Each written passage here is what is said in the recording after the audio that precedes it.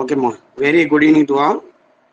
So இன்னைக்கு நம்ம morning கிளாஸஸில் கூலும்ஸ்லாம் discuss பண்ணோம். அதாவது ரெண்டு சார்ஜுக்கு நடுவில், அதாவது ப்ளஸ்ஸும் எடுத்துக்கலாம், அல்லது ப்ளஸ்ஸும் மைனஸும் எடுத்துக்கலாம். இது நடுவுலாம் கண்டிப்பாக என்ன இருக்கும்? ஒரு ஃபோர்ஸ் இருக்கும். அந்த ஃபோர்ஸ் எப்படி இருக்கும்னு நம்ம கூலும்ஸ்லாம் சொல்லுதுன்னா, டைரக்ட்லி ஓஸ் டு ப்ராடக்ட் ஆஃப் சார்ஜஸ், இது product of magnitude of charges. And எப்படி இருக்கு? இன்வெர்ஸ் ஓஸ் to square of the distance அப்படின்னு சொன்னாங்க. ஸோ இதை வச்சுட்டு வேரியஸ் ஆஸ்பெக்ட் வந்து நம்ம டிஸ்கஸ் பண்ணோம். அது வந்து கூலும்ஸ்ல வந்து 1 மார்க்லையும் கேட்பாங்க, 2 மார்க், 3 மார்க், 5 மார்க் எல்லாத்துலையும் கேட்பாங்க. அதனால அதை நம்ம தெளிவாக பார்த்துக்கோ, சரிங்களா? அப்புறம் அது சம்பந்தமான சம்ஸ் பார்த்தோம். எக்ஸாம்பிள் சம் 1.2 புக்ஸ் வச்சிருந்தீங்கன்னா புக்ஸ் எடுத்துங்க. எக்ஸாம்பிள் 1.2 அதில் வந்து ஸ்பிளிட்டட் கொஸ்டினாக கேட்பாங்க. ஏதாவது ஒரு 2 மார்க் கேட்கலாம். ஒன்றும் கிடையாது. இந்த ரெண்டு இப்போ வந்து F = 1/4 பேசலான்ட்டு Q1 Q2 by R square. This is a general formula. This is a general formula to find a force between any two charges. ஓகேங்களா? அப்போ Q1 Q2 வேல்யூ கொடுத்துட்றாங்க, டிஸ்டன்ஸ் கொடுத்துட்றாங்க, ஃபோர்ஸ் நீ கண்டுபிடிக்கணும். இந்த 1/4 பேசலோட வேல்யூ என்ன? யாராவது சொல்லி பார்ப்போம். அந்த கான்ஸ்டன்ட் கேவோட வேல்யூ எவ்வளவு? 9 × 10⁹. இதை மட்டும் கொடுக்க மாட்டாங்க, நீ தான் மெமரைஸ் பண்ணிக்கணும். ஏன்னா எஃப்ராண்டுக்கும் வேல்யூ இருக்கு, 8.854 × 10⁻−12.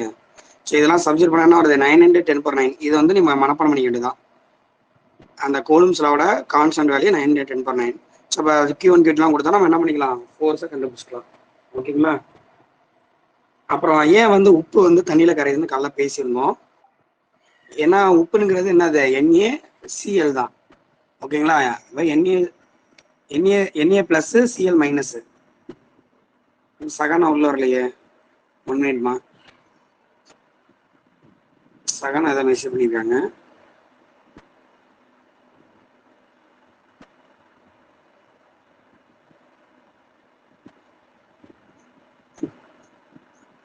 சரி, அந்த சால்ட் நம்ம சொன்னோம்ல, உப்பு என்ன பண்ணும்? தண்ணியில கரையுது. அதுக்கு என்ன ரீசன் நம்ம சொல்லியிருக்கோம்னா, வேக்கம்ல இருக்கும்போது ஃபோர்ஸ் வந்து நல்லா இருக்கு, அதே நம்ம தண்ணிக்குள்ள வைக்கும் போது என்ன பண்ணுது? குறையுது அப்படின்னு சொல்றாங்க. வாட்டரோட எப்சிலான் வேல்யூ எவ்வளோமா? 8. திரும்பி ரெக்கார்ட் பண்ணுவோம். ஓகே ஸ்டூடெண்ட்ஸ், இப்போ எலக்ட்ரிக் ஃபீல்டு அப்படின்னு நம்ம பார்த்துருக்கோம். ஸோ எலக்ட்ரிக் ஃபீல்டுனா ஒன்றும் கிடையாது, ஒரு சார்ஜை சுற்றி உள்ள ஸ்பேஸ் பேர் எலக்ட்ரிக் ஃபீல்டு அப்படின்னு சொல்றாங்க. அதுக்குள்ள மட்டும் தான் அதோட இன்ஃப்ளூயன்ஸ் இருக்கும், வெளியில இருக்காது. இப்போ இந்த இடத்துல ஆறுங்க டிஸ்டன்ஸ்ல பாயிண்ட் P எடுத்துக்கிறோம். இந்த பாயிண்ட் Pல எவ்வளோ சார் எலக்ட்ரிக் ஃபீல்டு அப்படின்னு கேட்டிங்கன்னா, force by test charge place at the point அப்படிங்கிறாங்க. இங்கே எல்லாம் தாண்டி போயிட்டுமே. எலக்ட்ரிக் ஃபீல்டு ஃபார்ம்ல நம்ம force by test charge at the point. இந்த இடத்துல ஒரு டெஸ்ட் சார்ஜை வைக்க சொல்றாங்க. உனக்கு அறிவு இருக்கான்னு செக் பண்றோம்ல டெஸ்ட் வச்சு, அந்த மாதிரி எலக்ட்ரிக் ஃபீல்டு இருக்கான்னு எப்படி செக் பண்ணுவீங்க? அங்க ஒரு டெஸ்ட் சார்ஜை வைக்க சொல்றாங்க. வச்சிருக்க பாருங்க, Q0ன்னு ஒரு டெஸ்ட் சார்ஜ் வைக்கும் போது எவ்வளவு ஃபோர்ஸ் ஆக்ட் ஆகுதோ அதுதான் எலக்ட்ரிக் ஃபீல்டு. இப்போ நமக்கு ஆல்ரெடி என்ன தெரியும்? எஃப்க்கான ஃபார்முலா தெரியுமா? எஃப்னா ஃபோர்ஸுமா, கூலும் ஃபோர்ஸ். இப்போ இங்க Q இருக்கு, இங்க Q0 இருக்கு, ரெண்டு பேரும் நல்லா எவ்வளவு ஃபோர்ஸ் இருக்கும்? கூலும்ஸ் என்ன சொல்லுது? 1/4 பேசாண்டு Q1 Q2 by R square. இப்போ Q0 by R square. எஃப்க்கு ஃபார்முலா சார் எழுதியிருக்கேன். புரியுதாமா? எஃப்க்கு ஃபார்முலா நம்ம 1/4 Q0 by R square divide by Q0ன்னு ஒன்று இருக்கு அங்கே வேற. ஓகேவா? இப்போ என்ன பண்ணலாம்? ஏதாவது கேன்சல் ஆகுதா பாருங்க.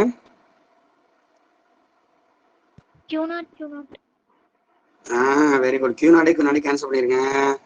The very important equation 1/4 Q by R square. Very very important equation.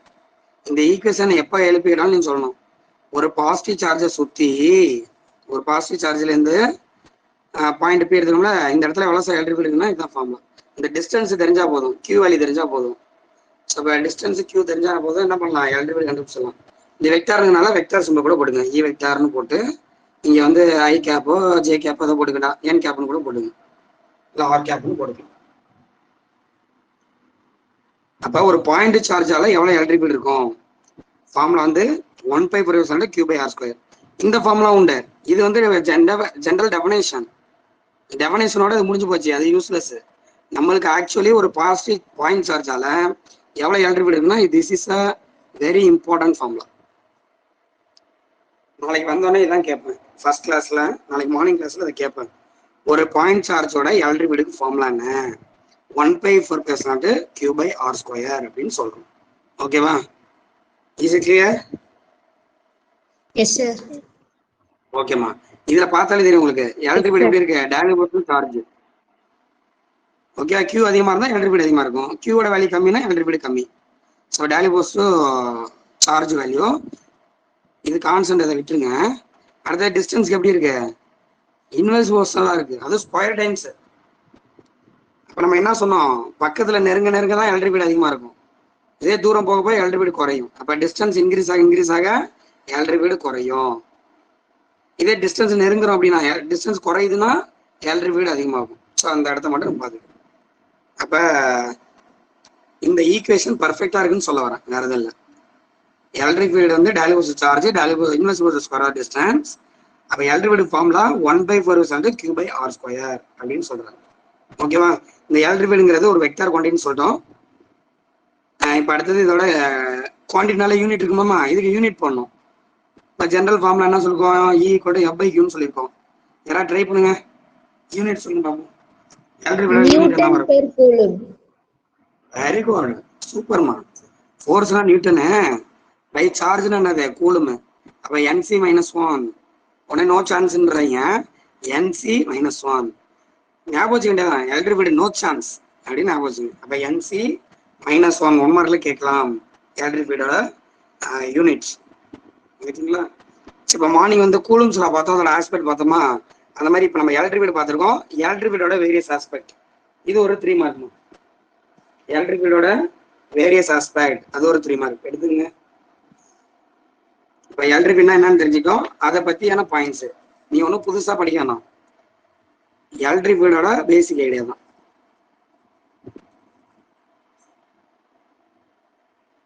நவதாரா சொல்லுங்க, ஒரு பாயிண்ட் சார்ஜோட எலக்ட்ரிக் ஃபீல்ட் ஃபார்முலா என்ன நவதாரா? 1/4πε0 Q/R². வெரி குட்மா, வெரி குட். 1/4 Q/R². இதை வச்சுக்கிட்டு இப்ப என்ன பண்ண போறோம், இதோட வேரியஸ் ஆஸ்பெக்ட் பாயிண்ட்ஸ் நிறைய சொல்ல போறோம். இன்னொரு ஃபார்முலா உங்களுக்கு தெரியும், E=F/Q0. ஒரு சில இடத்துல இதை யூஸ் பண்ணிப்போம், ஒரு சில இடத்துல இதை யூஸ் பண்ணிப்போம். அதனால பாத்துக்கலாம். ஸோ இது ஒரு 3 மார்க்மா. ஃபர்ஸ்ட் 3 மார்க் ஆரம்பிக்கிறோம். 12ஆம் பக்கம், aspects of the electric field. Electric ஃபீல்ட்னா ஈன்னு ஷார்ட்டா போடுறேன் சார், E வெக்டார்னு போடுறேன். எழுத்து கொஞ்சம் மோசமா தான் இருக்கும், அட்ஜஸ்ட் பண்ணிக்கணும். சரி, ஃபர்ஸ்ட் பாயிண்ட். இப்போ எலக்ட்ரிக் ஃபீல்டு வெக்டாரா ஸ்கேலாரா? எலக்ட்ரிக் ஃபீல்டுங்கிறது ஒரு வெக்டார் குவான்டிட்டி, ரைட்டுங்களா? அப்ப அதுக்கும் ஒரு டைரக்ஷன் இருக்கும். அப்ப இவன் என்ன இது வந்து ஒரு அசம்ஷன் தான். 2 சார்ஜ் இருக்கா, பாசிட்டிவ் கியூவும் இருக்கும் நெகட்டிவ் கியூவும் இருக்கும். ஃபர்ஸ்ட் பாயிண்ட் என்ன சொல்றேன்னா, பாசிட்டிவ் சார்ஜ் இருந்தா எலக்ட்ரிக் ஃபீல்டு இப்படி அவுட்வர்டா போகும், எலக்ட்ரிக் ஃபீல்ட் அவுட்வர்ட். அதே நெகட்டிவ் சார்ஜ் இருந்தா எலக்ட்ரிக் ஃபீல்டு இன்வர்ட். இது வந்து ஒரு எப்படி சொல்லலாம்னா நம்மளோட மரபு தான், அப்பையிலேருந்து ஃபாலோ பண்ணி இருக்கும். ஓகேவா? கன்வென்ஷன் அப்படின்னு சொல்லுவாங்க. ஸோ கன்வென்ஷன்லாம் நம்ம முன்னோர்கள் என்ன சொல்றாங்கன்னா, பாசிட்டிவ் சார்ஜ்னா எலக்ட்ரிக் ஃபீல்டு அவுட்வர்டு. ஏன் சார் அப்படி எடுத்துக்கலாம்னா கேட்க வேணாம், ஜஸ்ட் டைரக்ஷன். பாசிட்டிவ் சார்ஜ்னா அவுட்வர்டு, நெகட்டிவ் சார்ஜ்னா இன்வர்டு. மறக்கவே கூடாது என்னைக்குமே. இது ஒரு பாயிண்டா சொல்லிடலாமா? எப்ப கேட்டாலும் சொல்லணும். எலக்ட்ரிக் ஃபீல்டுங்கிறது டைரக்ஷன் எப்படி இருக்கும், உடனே நீங்க என்ற கேள்வி கேட்கணும், பாசிட்டிவ் சார்ஜுக்கா நெகட்டிவ் சார்ஜுக்கா? எலக்ட்ரிக் ஃபீல்டு பாசிட்டிவ் சார்ஜ்னா அவுட்வர்டு, நெகட்டிவ் சார்ஜ்னா இன்வர்டு அப்படின்னு சொல்றாங்க. இதுதான் ஃபர்ஸ்ட் பாயிண்ட். அடுத்த 2ஆம் பாயிண்ட். இப்ப E=F/Q0 சொன்னோமா, அப்ப F என்ன? இது ஒரு கொஸ்டின் ஆன்சர் பண்ண மாட்டீங்களா? Very good. Q0 முடிஞ்சு போச்சு. இதை ஒரு பாயிண்டா கொடுத்துருக்காங்க. அப்போ ஒரு சார்ஜ் மேல எவ்வளவு ஃபோர்ஸ் ஆயிட்டான்னு எப்படி கண்டுபிடிப்பீங்க, அந்த சார்ஜோட value into electric field value ரெண்டு பெருக்க சொல்றோம். இதுதான் வந்து செகண்ட் பாயிண்ட். இது வேற எதுவும் சொல்றதுக்கு இல்லை, சரிங்களா? இந்த கொஸ்டின்ல டயக்ராம்லாம் வரைய தேவையில்ல, ஜஸ்ட் பாயிண்ட் எழுதுனா போதும். அடுத்து 3ஆம் பாயிண்ட். இதுக்கு வந்து எந்த ஃபார்ம்ல எடுத்துங்கன்னா, அந்த ஃபர்ஸ்ட் ஃபார்ம்ல எடுத்துங்க. 1/4 Q/R². இப்ப நான் ஒரு சார்ஜோட எலக்ட்ரிக் ஃபீல்ட் கண்டுபிடிக்கிறேன்னா, ஒரு source charge E divorce Q தான் இருக்கு, அங்க Q0 இருக்கா? இந்த ஃபார்முலா பாருங்க, எலக்ட்ரிக் ஃபீல்ட் எதை தான் டிபெண்ட் பண்ணியிருக்கு, சோர்ஸ் சார்ஜ் தான் டிபெண்ட் பண்ணியிருக்கு. அப்ப கியூ நாட்டுன்னு இங்க வார்த்தை எங்கேயுமே இல்லை பாருங்க. ஆனா இந்த ஃபார்முலால இருக்கும், அந்த ஃபார்முலா பார்க்காதீங்க, இந்த ஃபார்முலா மட்டும் பாருங்க. ஏன்னா இதுதான் ஃபைனல் ஃபார்ம். நம்மளுக்கு ஒரு பாயிண்ட் சார்ஜோட எலக்ட்ரிக் ஃபார்முலா இதுதான். அப்ப அந்த எலக்ட்ரிக்ல யாரு தான் இருக்கா? சோர்ஸ் சார்ஜா இருக்கு, டெஸ்ட் சார்ஜ் இல்லை. அப்ப அவன் என்ன சொல்றான்? Electric field independent of test charge, independent of test charge அப்படின்னு சொல்றாங்க. இப்ப நான் ஒரு சார்ஜோட எலக்ட்ரிக் ஃபீல்ட் வேல்யூ கண்டுபிடிக்கிறேன். இப்போ இந்த இடத்துல இ கண்டுபிடிக்கிறேன்னா இந்த இ யாரை தான் டிபெண்ட் பண்ணிருக்கோம்? இந்த கியூ தான் டிபெண்ட் பண்ணியிருக்கோம். நான் வைக்க போற கியூ நாட்டை டிபெண்ட் பண்ணி இருக்காது அப்படின்னு சொல்றேன். ஓகேவா? அப்ப electric field depend upon the source charge only, electric field independent of test charge. That is the third point. ஓகேவா? அடுத்தது ஃபோர்த் பாயிண்ட் என்ன சொல்றாங்கன்னா, இப்போ நம்ம ஒரு பாசிட்டிவ் சார்ஜே எடுத்துப்போம். இதை சுற்றி என்ன இருக்கும்? எலக்ட்ரிக் ஃபீல்ட் இருக்கும். நான் ஒரு 3 பாயிண்ட் எடுத்துக்கிறேன், பி கியூ ஆர் வந்து இங்கே எடுத்துக்கிறேன்னு சொல்லுவோம். சரி, இப்போ 3 பாயிண்ட் எடுத்துக்கிறேன். எலக்ட்ரிக் ஃபீல்டுங்கிறது வெக்டார்னு சொன்னோம்ல. வெக்டார்னா என்ன அர்த்தம் actually? What you mean vector? It has magnitude and a direction. Very குட்மா. வெக்டார்னா மேக்னிடியூட் இருக்கும், டைரக்ஷன் இருக்கும். அந்த 4ஆம் பாயிண்ட் கொஞ்சம் பெருசா கொடுத்துருப்பாங்க, ஆனால் விஷயம் சின்னதுதான். இப்போ என்ன சொல்றேன்னா, இந்த பிளஸை சுத்தி எலக்ட்ரிக் ஃபீல்டு இருக்கும். அப்ப அது ஒரு வெக்டார் தானே எலக்ட்ரிக் ஃபீல்டு. இந்த கியூவோட எலக்ட்ரிக் ஃபீல்டு எல்லா இடத்துலையும் பில இருக்கு, கியூல இருக்கு, ஆர்ல இருக்கும். ஆனா அதுக்குன்னு ஸ்பெசிஃபைட் மேக்னிடியூட் இருக்குமா, ஸ்பெசிஃபைட் டைரக்ஷன் இருக்கும். ஓகேவா? ஒரு உதாரணத்துக்கு இந்த பிங்கிற பாயிண்ட்ல ஒரு வேல்யூ இருக்கும். இப்போ மொத்தம் பி கியூ ஆர், எந்த பாயிண்ட்ல மேக்னிடியூட் அதிகமா இருக்கும்? பாசிட்டிவ் சார்ஜுக்குல இருந்து 3 எலக்ட்ரிக் ஃபீல்டு இருக்குடா. பிங்கிற பாயிண்ட்ல எலக்ட்ரிக் ஃபீல்டு இருக்கும், கியூலையும் இருக்கும், ஆர்லையும் இருக்கும். எதுல எலக்ட்ரிக் ஃபீல்டு அதிகமா இருக்கும்? யாரு பக்கத்துல இருக்காங்களோ அவங்களுக்கு தான். நம்ம ஒரு சரியா வரையிலையா? சரி, நம்ம பக்கத்துல ஆறு இருக்கதா எடுத்துங்க. ஆறு வந்து பக்கத்துல இருக்கு. இப்ப சொல்லுங்களேன், எந்த இடத்துல எலக்ட்ரிக் ஃபீல்டு அதிகமா இருக்கும்? Very good. ஆமா. அப்ப இஆர் அதிகமா இருக்கும், அதை விட இபில கொஞ்சம் கம்மியா இருக்கும், இக்யூல ரொம்ப கம்மியா இருக்கும். அப்போ ஒவ்வொரு பாயிண்ட்ல என்ன இருக்கு? மேக்னிடியூட் இருக்கு. அதே மாதிரி டைரக்ஷன் பாருங்களேன். பாசிட்டிவ் அவுட்னு சொன்னா அது லைன் ஜாயின்னு ஒன்று சொல்லியிருப்பேன். அப்ப இந்த இடத்துல இந்த டைரக்ஷன்ல இருக்கும், இந்த இடத்துல இந்த டைரக்ஷன்ல இருக்கும், இந்த இடத்துல இப்படியே போட்டுக்கணும், ஒன்றும் பிரச்சனை இல்லை. அப்ப இந்த இடத்துல இப்படி இருக்கு, அந்த இடத்துல இப்படி இருக்கு. அங்க இப்ப டைரக்ஷனும் மாறுது.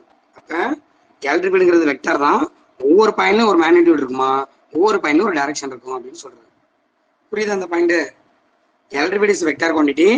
ஒவ்வொரு பாயிண்ட்லயும் ஸ்பெசிஃபைடு மேக்னிடியூட் இருக்கும், ஸ்பெசிஃபைட் டைரக்ஷன் இருக்கும். அதுதான் சொல்ல வரேன். இந்த படத்தை பார்த்தீங்கன்னா உங்களுக்கு நல்லா புரியும். நல்லா புரியும். புரிஞ்சுக்கிட்டீங்களா?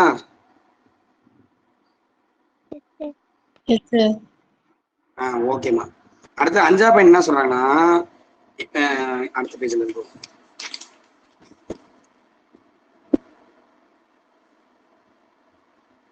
ஓகே, 5th பாயிண்ட் என்ன சொல்றாங்கன்னா, இப்போ நான் என்ன பண்றேன்னா, ஒரு சோர்ஸ் சார்ஜிங் இருக்கு, இதை சுத்தி எலக்ட்ரிக் ஃபீல்ட் இருக்கும்.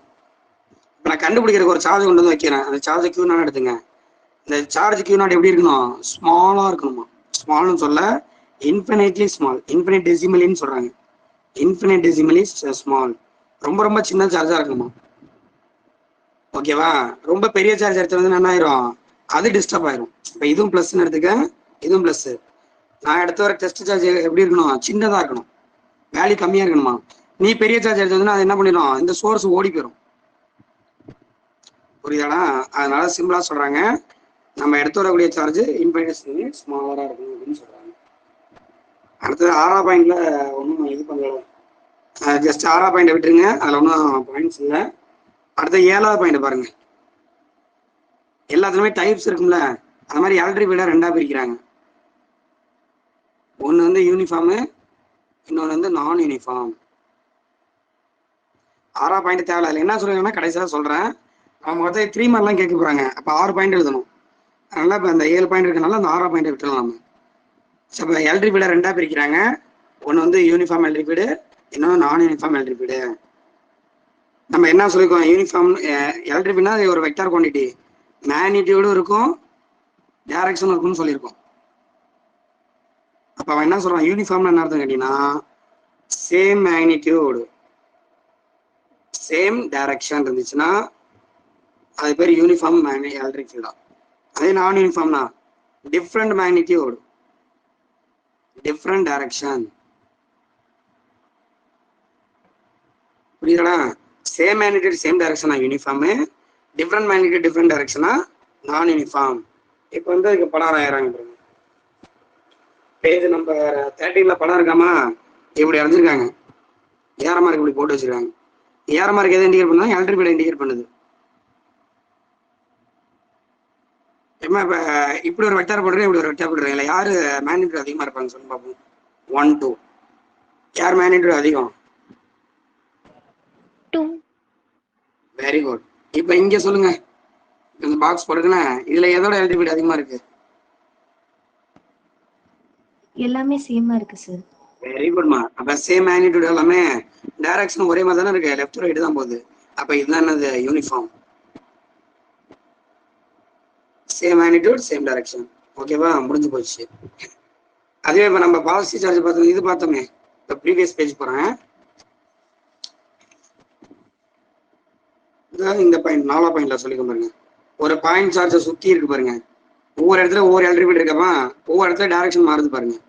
அப்ப இதுதான் அது நான் யூனிஃபார்ம். முன்மாரில கேட்கலாமே, ஒரு பாயிண்ட் சார்ஜை சுத்தி என்ன எலக்ட்ரிக் ஃபீல்ட் இருக்கு அப்படிங்கன்னா நான் யூனிஃபார்ம் எலக்ட்ரிக் ஃபீல்டு. புரிஞ்சுக்கிறீங்களா? ஒரு பாயிண்ட் சார்ஜை சுத்தி நான் யூனிஃபார்ம் எலக்ட்ரிக் ஃபீல்ட் இருக்கும்.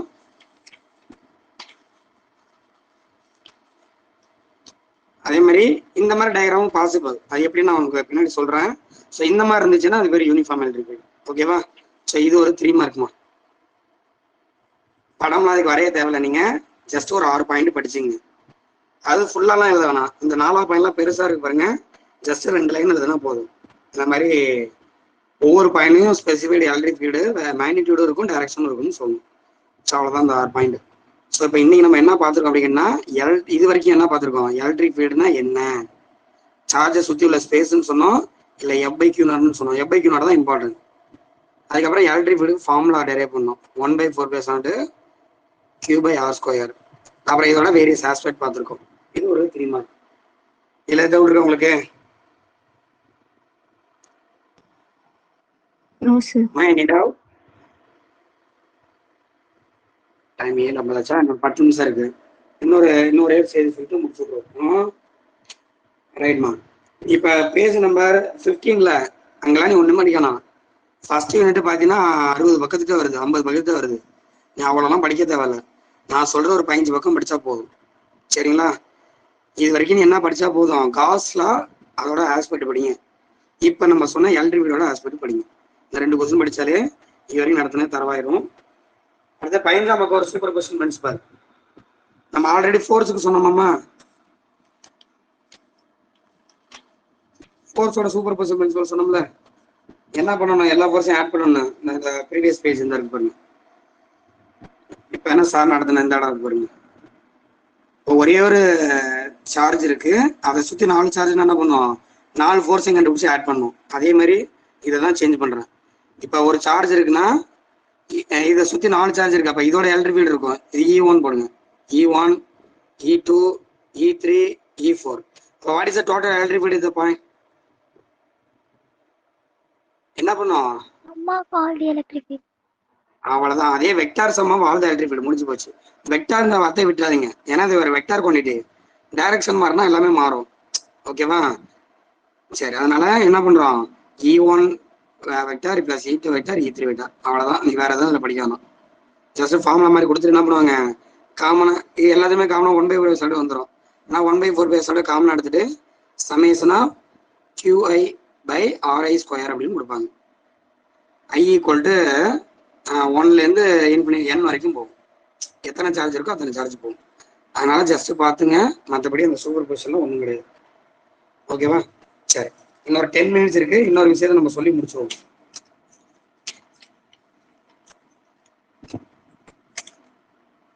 பாருங்க, சார் திருப்பி ஒரே படத்தை தான் போடுவேன்.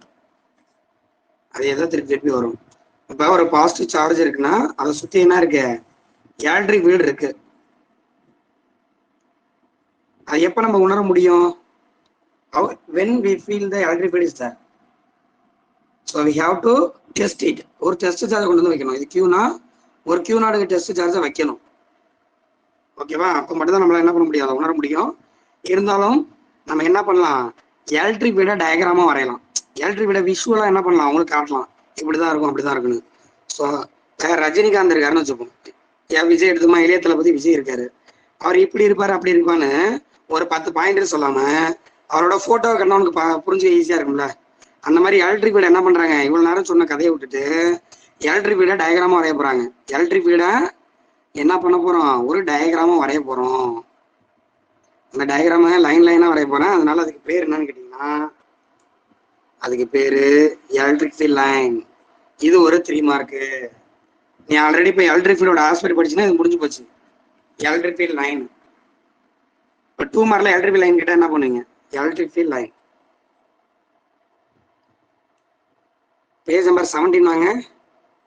எலக்ட்ரிக் ஃபீல்ட் லைன் இது ஒரு 3 மார்க்மா. 2 மார்க்ல கூட கேட்பாங்க எலக்ட்ரிக் ஃபீல்ட் லைன்னா என்னன்னு. ஸோ எலக்ட்ரிக் ஃபீல்டை விஷுவலா ரெப்ரசென்ட் பண்றோம். நம்மளா வரைய அப்படி ஒன்று கிடையவே கிடையாது. நம்மளா வரைய போறோம். நம்மளா வரைஞ்சா அது பேர் என்னமா, எலக்ட்ரிக் ஃபீல்ட் லைன் அப்படின்னு சொல்றாங்க. பேஜ் நம்பர் 17 வந்துருங்க. எலக்ட்ரிக் ஃபீல்ட் லைன் டைட்டில் இருக்கா 17. அது முதல் 2 லைனை நோட் பண்ணுங்க. Electric field line vectors. Electric ஃபீல்டுன்னு சொல்லாம எலக்ட்ரிக் ஃபீல்ட் வெக்டார்னு சொல்றாங்க. Electric field vector are visualised by concept of electric field line. அதுக்கப்புறம் சொல்ற மாதிரி they form the set of continuous line. இப்போ ஒன்றும் கிடையாது, ஒரு சார்ஜ் இருக்குன்னு வச்சுக்க, இதை சுற்றி எலக்ட்ரிக் ஃபீல்ட் இருக்குன்னா எப்படி வரைய போறேன், எப்படி லைன் லைனா வரைய போறேன். இதே ஒரு மைனஸ் சார்ஜ் இருக்குன்னு வச்சுப்போம், இது போயிட்டு அங்கே போய் முடியும். ஓகேவா? அதனாலதான் என்ன சொல்றாங்க அப்படின்னு கேட்டீங்கன்னா, நானா வரையறதா இப்படி ஒன்று கிடையவே கிடையாது. நம்மளாம் என்ன பண்ணிக்கிறோமா, விஷுவலா ரெப்ரசென்ட் பண்றோம் அப்படின்னு சொல்றாங்க. அப்ப இந்த மாதிரி விஷுவலா நம்ம ரெப்ரசென்ட் பண்ணோம்னா இந்த லைன் பேர் என்னது, எலக்ட்ரிக் ஃபீல்ட் லைனு. இதை வரைகிறதுக்கு ரூல் இருக்குமா, 3 மார்க் ஈஸியா சொல்றேன் பாருங்க. நீ ஆல்ரெடி படிச்சதுதான். எலக்ட்ரிக் ஃபீல்டோட ஆஸ்பெக்ட் இப்போ படிச்சிங்களா, அதை திருப்பி நம்ம சொல்ல போறோம். ஸோ எலக்ட்ரிக் ஃபீல்ட் லைனை வரைய ஒரு 5 பாயிண்ட் சொல்றாங்க. ஃபர்ஸ்ட் பாயிண்ட், எலக்ட்ரிக் ஃபீல்ட் லைனை எப்படி சார் வரையணும். 2 சார்ஜ் பிளஸ் இருக்கு மைனஸ் இருக்குன்னா, இந்த எலக்ட்ரிக் ஃபீல்ட் லைனை எங்க ஸ்டார்ட் பண்ணியிருக்கேன் சார், எங்கேருந்து ஆரம்பிச்சிருக்கேன், பிளஸ்ல ஸ்டார்ட் பண்ணி மைனஸ் முடிச்சுன்னு பாருங்க. அப்ப அவங்க என்ன சொல்றாங்க, எலக்ட்ரிக் ஃபீல்ட் லைன்ஸ் எங்கேருந்து எங்க ஸ்டார்ட் ஆகும். So start from positive.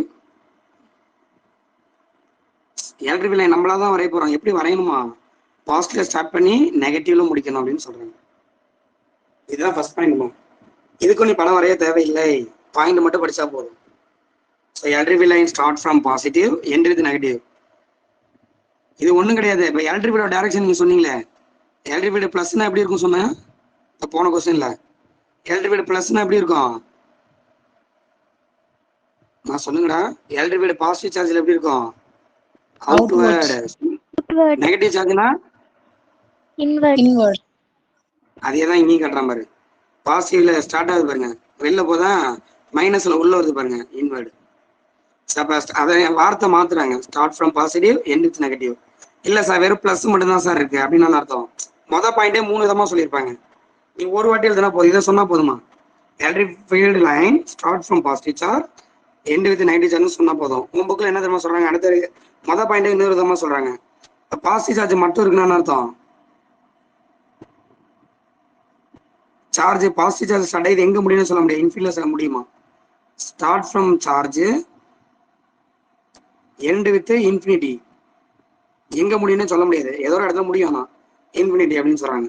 இதே நெகட்டிவ் சார்ஜ் மட்டும்தான் இருக்குன்னு எடுத்துக்கிட்டீங்கன்னா, நெகட்டிவ் சார்ஜ்னா எப்படி போகணும் டைரக்ஷனு, இன்வெர்ட். லைன் நம்ம தான் வரைய போறோம், இன்வெர்டா வரையறோம்.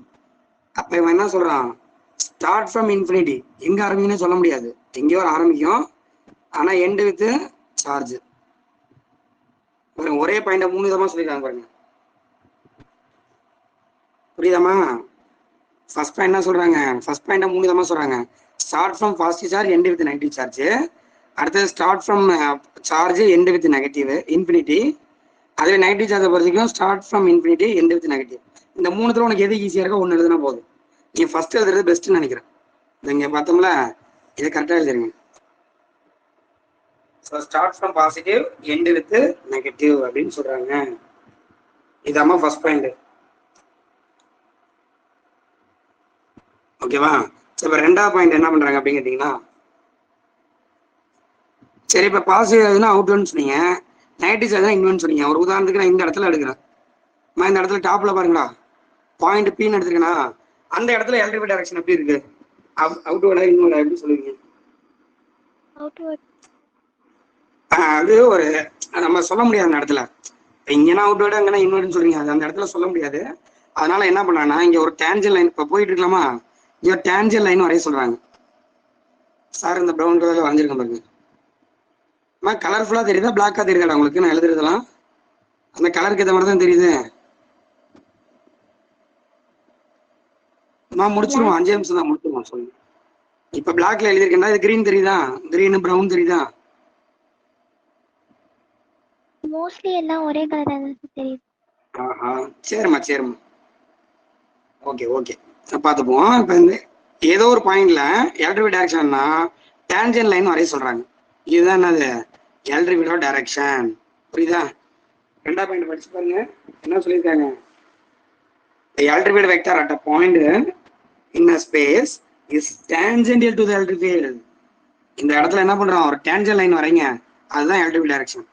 இப்போ 2 பாயிண்ட் புரிஞ்சிருச்சா? மொதல் பாயிண்ட் என்ன சொல்றோம், ஸ்டார்ட் ஃப்ரம் பாசிட்டிவ் எண்ட் இது நெகட்டிவ் முடிச்சிருங்க. ரெண்டாவது பாயிண்ட் வந்து ஏதோ ஒரு இடத்துல நம்ம வேணும்னா டேஞ்சல் லைன் வரைஞ்சுக்கணும் அப்படின்னு சொல்றாங்க. அடுத்த 3ஆவது பாயிண்ட், நான் சொல்ற வார்த்தை நல்லா வச்சுங்க, நெவர் இன்டர்செக்ட். Never intersect. இப்ப பைபாஸ்ல பஸ் போயிட்டு இருக்கு, எங்கேயா 2 பஸ் மோதிக்குமா? இல்ல இல்ல, அந்த பஸ் பாட்டு தனியா போயிட்டு இருக்கும். இப்படி ஒரு பஸ் போகும், இப்படி ஒரு பஸ் போயிட்டு இருக்கும். அந்த மாதிரி இங்க பாருங்க சார், இங்க லைன் வந்திருக்குன்னா இது ஒரு லைன், இது ஒரு லைன். இப்ப 4 லைன் வச்சிருக்கேன், 4 ஏதாவது மோதிக்கிச்சா? இல்ல இல்லம்மா. அப்ப அவங்க என்ன சொல்றாங்க, 2 or more lines never intersect. 2-3 line intersect ஆகாது அப்படின்னு சொல்றாங்க. புரியுதம்மா? Yes, sir. இது வந்து அடுத்த பாயிண்டா இருக்கு. சரி பரவாயில்ல, இப்ப சொல்லிட்டோம். இது வந்து 5ஆவது பாயிண்டா இருக்கு. ஆக்சுவலி நான் வந்து உங்களுக்கு முன்னாடியே சொல்லிட்டேன். சரி, இது ஆக்சுவலி அடுத்த பாயிண்ட் தான். Never intersect each other. பாருங்க, 1ஆவது லைன் 2ஆவது லைன் மோதவே மோதாது, 3ஆவது லைன் 4ஆவது லைன் மோதவே மோதாது. அப்ப 2 லைன் இன்டர்செக்ட் ஆகாது அப்படிங்கிறாங்க. இப்போ நான் லைன் வரையணும்னு வச்சுக்க, இப்போ பாசிட்டிவ் சார்ஜ் இருக்கு, நெகட்டிவ் சார்ஜ் இங்க இருக்குன்னா நான் என்ன பண்ணுவோம், இப்படி ஒரு லைன் வரைகிறேன். அடுத்த 2ஆவது லைன் இப்படிதான் வரையணும், 3ஆவது லைன் இப்படி வரையணும். என்ன பண்ணிடக்கூடாது, இப்படி ஒரு லைன் வரைஞ்சுட்டு இப்படி ஒரு லைன் வரைஞ்சிடக்கூடாது. இது ரைட்டு, இது தப்பு. ஸோ 2 லைன் என்ன ஆகாது, இன்டர்செக்ட் ஆகாது அப்படின்னு சொல்றாங்க. ஏன் இன்டர்செக்ட் ஆகாது, இதை ஒரு 2 மார்க்ல கேட்டிருக்காங்கம்மா, book back 2 mark. 2 line intersect ஆகாது. இப்போ எலக்ட்ரிக் லைன் இருக்குன்னு வச்சுப்போம். எலக்ட்ரிக் லைன்னா என்னது, ஆக்சுவலி எலக்ட்ரிக் ஃபீல்டை நம்ம வரைஞ்சு காட்டுறோம், இப்படிதான் இருக்குண்டு. இப்போ இது ஒரு எலக்ட்ரிக் ஃபீல்டு E1, இது ஒரு எலக்ட்ரிக் ஃபீல்டு E2. அப்போ 2 எலக்ட்ரிக் ஃபீல்டு இப்படி இருக்கதான் நீ வரைஞ்சிட்டீங்கன்னா, இப்போ ஒரு டெஸ்ட் சார்ஜ் கொண்டு வந்து இங்க வைக்கிற Q0 எந்த டைரக்ஷன்ல போகும்னு நினைக்கிறேன்? இந்த இந்த E1 டைரக்ஷன் போகும், E2 டைரக்ஷன் போகுமா? ஒரே நேரத்தில் 2 டைரக்ஷன்ல போக முடியுமா? இப்போ உங்களுக்கு ஓட்டப்பந்தயம் வைக்கிறேன், ஒரே நேரத்தில் 2 டைரக்ஷன் ஓட முடியுமாங்களால? லெஃப்ட் சைடு ஒன்றும் ரைட் சைடுல ஒன்றும் ஓட முடியுமா? முடியாதுல்ல. அப்போ அந்த மாதிரி இந்த சார்ஜால் என்ன பண்ண முடியாது, ஒரே நேரத்தில் 2 இடத்துக்கு நகர முடியாது. அப்போ ஒரே நேரத்தில் 2 எலக்ட்ரிக் ஃபீல்டு அந்த இடத்துல இருக்கான்னு சொல்றாங்க. ஒரு இடத்துல ஒரு எலக்ட்ரிக் ஃபீல்டு தான். இப்போ இந்த இடத்துல போடுறோம்னா ஒரு எலக்ட்ரிக் ஃபீல்டு தான், இந்த இடத்துல போடுறோம்னா ஒரு எலக்ட்ரிக் ஃபீல்டு தான், இந்த இடத்துல ஒரு எலக்ட்ரிக் ஃபீல்டு தான். ஸோ ஒரு இடத்துல ஒரு எலக்ட்ரிக் ஃபீல்டு தான் இருக்கும், 2 electric field never intersect each other. ஓகேம்மா? இதுதான் வந்து ஆக்சுவலி 4th பாயிண்டா இருக்கு. நான் உங்களுக்கு 3rd பாயிண்டா சொல்லியிருக்கேன், அதை பார்த்துங்க. முடிச்சிருந்த ஒரே ஒரு கொஸ்டின் தான் முடிச்சிருவோம். சரிம்மா, இப்போ அடுத்தது என்ன சொல்லியிருக்காங்க அப்படின்னு கேட்டீங்கன்னா, இந்த லைன்ஸ்லாம் நம்ம தானே வரைய, 3ஆவது பாயிண்ட் சொல்லியிருக்காங்க. இந்த லைன்ஸ்லாம் நம்ம தான் வரைய போறோம். இதுக்கு வந்து இந்த படத்தையே காரணம் நல்லா இருக்கும்னு நினைக்கிறேன். இருங்க ஸ்கிரீன்ஷாட் பண்றேன். ஏன்னா சார் வந்து நான் மோசமா வரைவேன். நான் டைம் ஆயிடுச்சுன்னு சாரை திட்டாதீங்கம்மா, முடிச்சிடறேன். ஏன்னா ஆரம்பிச்சிட்டோம், முடிச்சா நல்லா இருக்கும். ஒரு 2 minutes நான் முடிச்சிடுறேன்.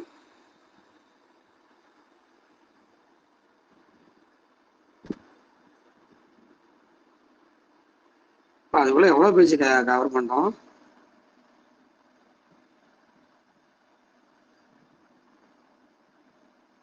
நான் இந்த கொஸ்டின்லாம் டயக்ராம்லாம் தேவையில்லைம்மா. இப்போ இந்த டயக்ராம் பாருங்களேன், நான் எல்லாருக்கும் இந்த டயக்ராம் தெரியுதா? 1.11. Yes, sir. எஸ்மா. இப்ப என்ன சொல்றாங்கன்னா இந்த இடத்துல இப்ப இந்த ஏங்கிற இடம் இருக்கா, அப்புறம் பிங்கிற இடம் இருக்கு. இந்த ரெண்டு இடத்துல எந்த இடத்துல எலக்ட்ரிக் அதிகமா இருக்கும்?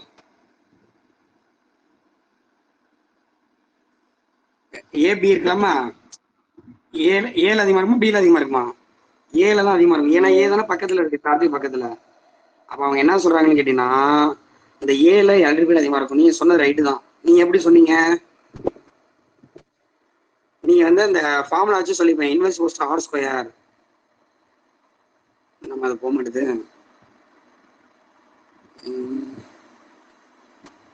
இந்த இடத்துல இருக்கு பாருங்க. நீங்க இதை சிரமமா சொன்னீங்க, electric inverse post R square. அப்ப பக்கத்துல உள்ளதெல்லாம் எலக்ட்ரிக் அதிகம்னு நீங்க சொன்னீங்க, அது ரைட்டு தான். ஆனா இவங்க என்ன சொல்றாங்க, இப்ப இந்த ஒரு பாசிட்டிவ் சார்ஜ் நிறைய லைன் வரைஞ்சிருக்காங்க. பாசிட்டிவ் சார்ஜ் எலக்ட்ரிக் லைன் எப்படி இருக்கும்? பாசிட்டிவ் சார்ஜ் எலக்ட்ரிக் லைன் எப்படி இருக்கும்? அவுட்வர்டா இருக்கும். கரெக்டா? அவுட்வர்டா வரைஞ்சிருக்காங்க பாருங்க அழகா. இப்ப இந்த ஒரு பாசிட்டிவ் சார்ஜ்ல இருந்தா லைன் வருது, எல்லா டைரக்ஷன்லயும் போகுது பாருங்க, எல்லா டைரக்ஷன்லயும் லைன் போகுது.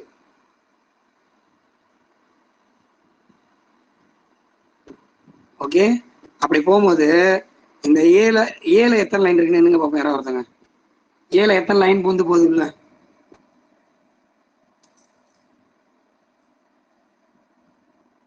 அப்ராக்சிமேட்டா சொல்ல போதும், ஏ ஏரியால எத்தனை லைன் போகுது? 10 போதா? இதே பில பாருங்க ரொம்ப கம்மியா போகுது, வர 4 தான் போகுது பாருங்க. அப்ப இதுல என்ன சொல்ல வராங்கன்னு கேட்டீங்கன்னா, நீங்க ஏதான் இப்ப கொஞ்ச நேரத்துக்கு முன்னாடி சொன்னீங்க இஏ அதிகமா இருக்கு, அது கிரேட்டர் தான் இபி. அப்ப எலக்ட்ரிக் ஃபீல்டு ஒரு இடத்துல அதிகமா இருக்குன்னா எலக்ட்ரிக் லைன்ஸ் அதிகமா இருக்குமா? அப்ப எலக்ட்ரிக் ஃபீல்டு கம்மியா இருக்குன்னா எலக்ட்ரிக் லைன்ஸ் கம்மியா இருக்கும் அப்படிங்கிறாங்க. முடிஞ்சு போச்சு. எலக்ட்ரிக் ஃபீல்டு அதிகம்னா எலக்ட்ரிக் லைன்ஸ் அதிகம், எலக்ட்ரிக் ஃபீல்டு கம்மினா எலக்ட்ரிக் ஃபீல்டு லைன்ஸும் கம்மி. ஓகேவா? அவ்வளவுதான், முடிஞ்சு போச்சு. அந்த படத்தை வச்சு சொல்லிருக்காங்க, இந்த படம்லாம் வரையணும் அவசியம் கிடையாது.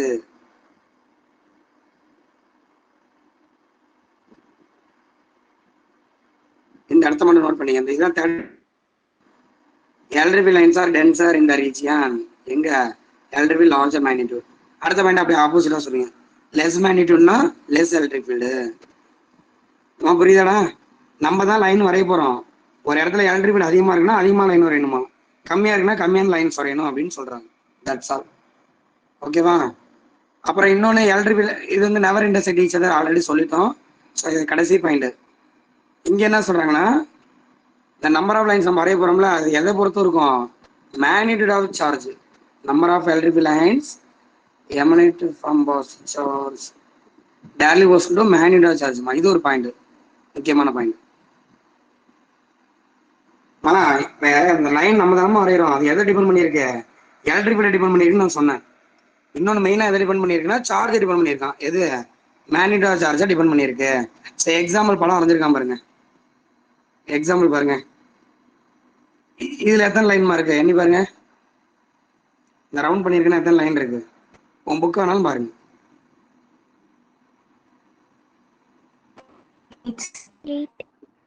8 இருக்கானா? இது 2 இதுல பாருங்க 16 இருக்கும் பாருங்க. என்ன வேணாம், ஜஸ்ட் பார்த்தாலே போதும். ஏன்னா இது கியூ, அதனால 8 இருக்கு. இது 2Qனா 16 இருக்கு. அதான் 8 தான் இருக்கும் 16 இருக்குன்னு சொல்ல வரல, உனக்கு கம்மி பண்றாங்க. சார்ஜோட மேக்னிடியூடுக்கு ஏற்ற மாதிரி லைன்ஸ் இருக்குமா. கம்மியான சார்ஜ்னா கம்மியான லைன் இருக்குமா, அதே டபுள் சார்ஜ்னா அதோட டபுளா இருக்கு பாருங்க, அவ்வளவுதான். ஓகேம்மா? சரி, ரைட். இப்ப எலக்ட்ரிக் லைன்ஸ் கொஞ்சம் நான் எலாபரேட்டா சொல்லிட்டேன். இப்போ எலக்ட்ரிக் லைன்ஸை பொறுத்த வரைக்கும் நம்ம என்ன பண்றோம் அப்படின்னு கேட்டீங்கன்னா 5 பாயிண்ட் சொல்லியிருக்காங்க. எலக்ட்ரிக் லைன்ஸ் முடிஞ்சிச்சுன்னா எலக்ட்ரிக் லைன்ஸ் என்ன சொல்லியிருக்கோம்? Start from positive end with negative. First point முடிச்சிருங்க. அடுத்தது ரெண்டாவது பாயிண்ட் என்னன்னு சொன்னாங்க? Start from positive end with நெகட்டிவ்னு சொன்னோமா. ரெண்டாவது பாயிண்ட் டேன்ஜென்டியல். ஏதோ ஒரு இடத்துல நம்ம கண்டுபிடிச்சோம்னா அங்க என்ன பண்ணோம்? டேன்ஜென்டியல் வரையணும்னு சொல்றாங்க. மூணாவது பாயிண்ட் என்ன சொல்றாங்க? Electric field line, electric field line சொல்றேன். எலக்ட்ரிக் லைன் எதை டிபெண்ட் பண்ணியிருக்கு? எலக்ட்ரிக் ஃபீல்டை டிபெண்ட் பண்ணியிருக்கு. எலக்ட்ரிக் லைன்ஸ் எலக்ட்ரிக் ஃபீல்டை டிபெண்ட் பண்ணியிருக்கு. எலக்ட்ரிக் ஃபீல்டு அதிகம்னா அதிகமான லைன் வரையணும், கம்மினா கம்மியான லைன் வரையணும். அடுத்த fourth point never intersect each other. Never intersect each other.